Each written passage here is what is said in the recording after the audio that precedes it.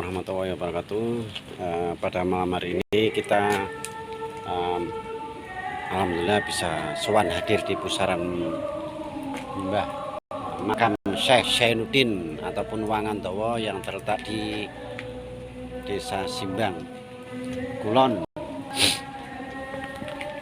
Ini lokasinya di Komplek Pemakaman Umum Desa Simbang Kulon ataupun Simbang Tanjung, dan makam tersebut di pemakaman umum serta sampingnya masjid.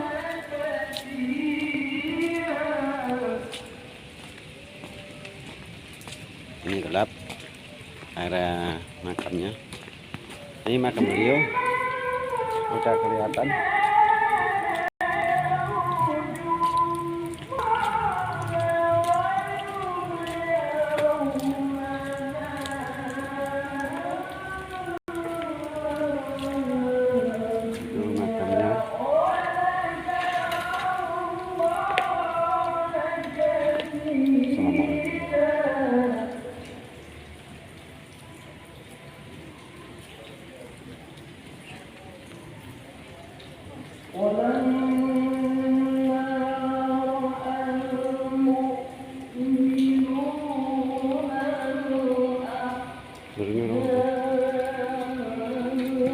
Jadi makamnya di Komplek Pemakaman Umum Desa Simbang Kulon ataupun Simbang Tanjung.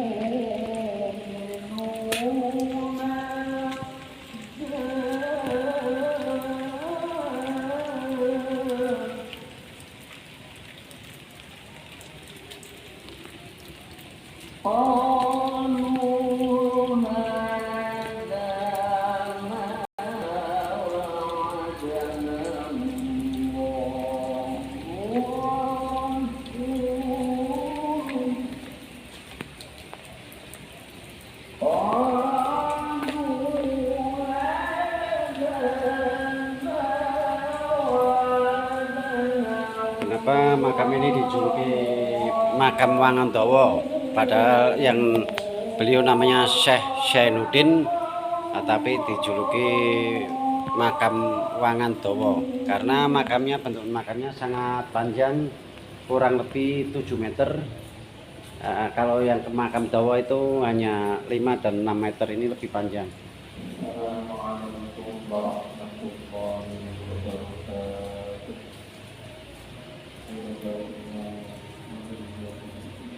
Masuk. Dan situ ada penampakan sosok seorang putri tadi kelihatan di sana. Sosoknya sangat menakutkan itu barusan. Ya Allah. Terlihat kan tadi teman-teman, barusan saya melihat sosok yang sangat misterius di samping makam Wangandawa di daerah sebelah kanan saya.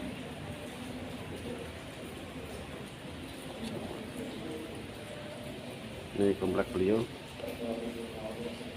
pusaran makam beliau ini seperti ini, panjang banget.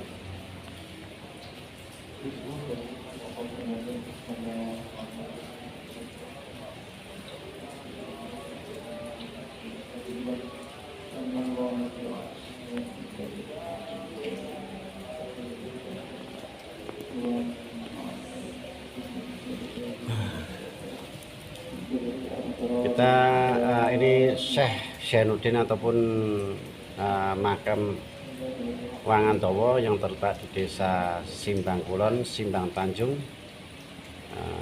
Kecamatan Buaran, Kabupaten Pekalongan. Beliau seorang ahli agama, penyebar agama Islam di lingkungan sekitar desa ini sampai ke Pemalang dan Kabupaten Batang juga dulunya. Beliau siar agama dan beliau berasal dari Demak dan ditugaskan untuk menyebarkan agama Islam oleh para wali songo yang lainnya ya, sesepuh semua.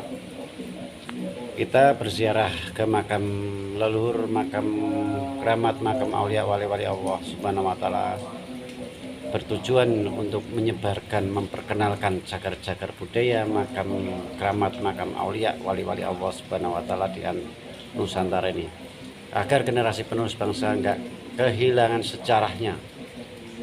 Sejarah kita itu sangat luar biasa hebatnya dari para leluhur bangsa kita. Jangan sampai ada oknum-oknum yang tidak bertanggung jawab memanfaatkan makam-makam keramat, makam aulia wali-wali Allah Subhanahu wa taala demi kepentingannya pribadi.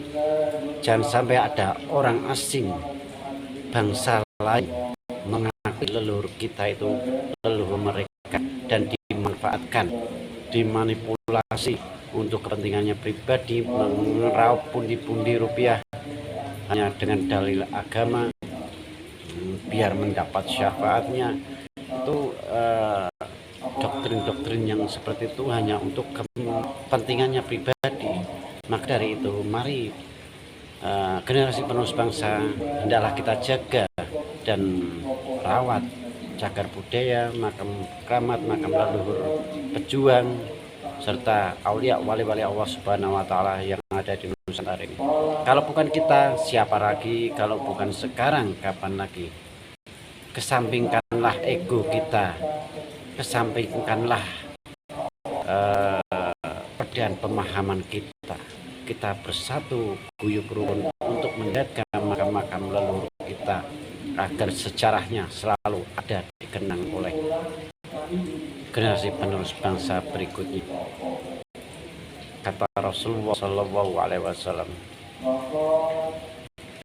jaga dan ingatlah sejarah leluhur bangsa kita sendiri. Mencintai sejarah, mencintai tanah air adalah sebagian iman kita.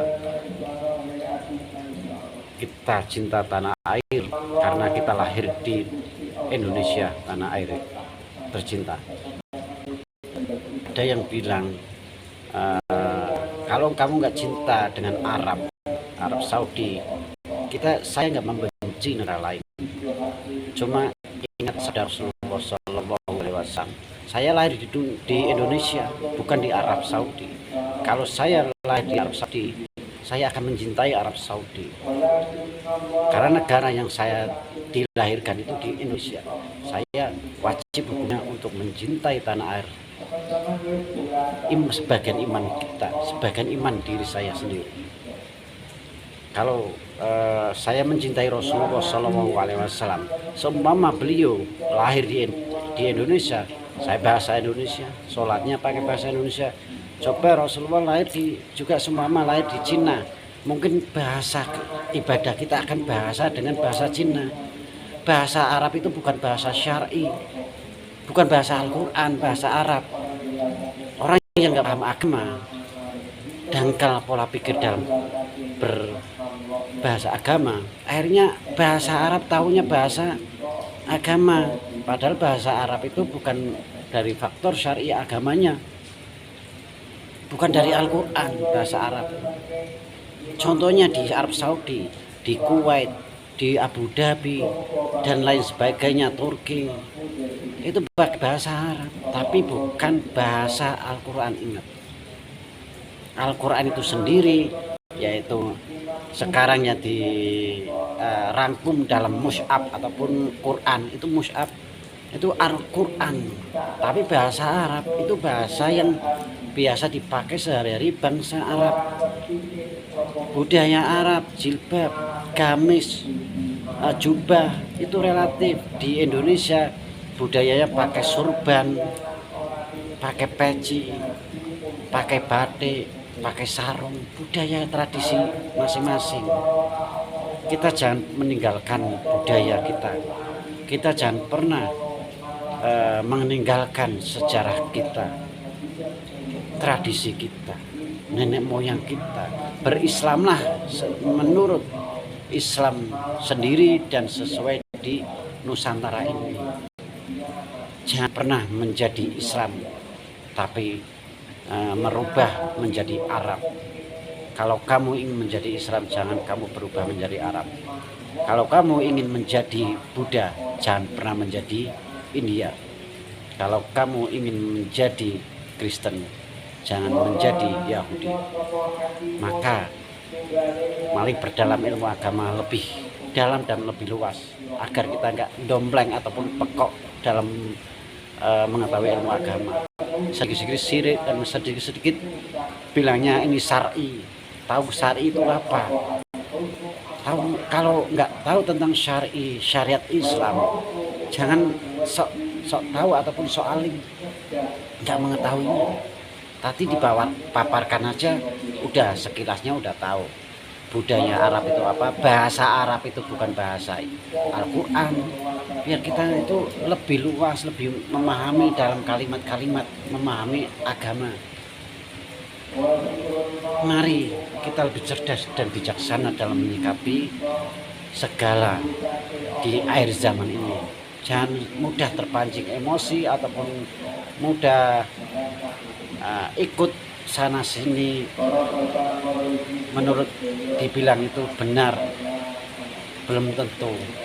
Karena ajaran Allah Subhanahu wa taala itu rahmatan lil alamin, bukan memecah belah kedengkian.